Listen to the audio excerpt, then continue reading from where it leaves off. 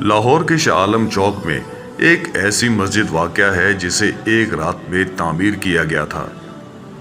اس مسجد کی اتنے قلیل وقت میں تعمیر کی وجہ اور واقعہ بھی انتہائی دلچسپ اور ایمان افروز ہے۔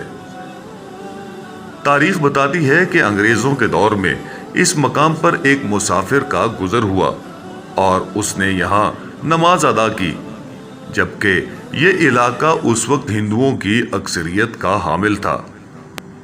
ہندوؤں کو یہ برداشت نہ ہوا اور انہوں نے ہنگامہ آرائی شروع کر دی۔ معاملہ عدالت تک جا پہنچا اور وہاں ہندوؤں کا موقف تھا کہ اس جگہ پر مندر تعمیر ہوگا، جبکہ مسلمان یہاں مسجد تعمیر کرنا چاہتے تھے۔ اس موقع پر مسلمانوں کے وکیل نے انہیں تجویز دی کہ اگر وہ یہاں صبح فجر سے پہلے مسجد تعمیر کر لیتے ہیں تو کیس کا فیصلہ ان کے حق میں ہو جائے گا۔ مسلمانوں کی جانب سے اس کیس کی پیروی قائد اعظم محمد علی جناح کر رہے تھے۔ یہ سننا تھا کہ مسلمانوں نے گاما پہلوان کی قیادت میں راتوں رات مسجد تعمیر کرنے کا فیصلہ کیا اور جس مسلمان کے پاس جو سامان تھا اس نے وہ مسجد کی تعمیر کے لیے وقف کر دیا۔ یہاں تک کہ خواتین رات بھر اپنے سروں پر پانی رکھ کر لاتی رہیں تاکہ مسجد کی تعمیر ممکن ہو سکے۔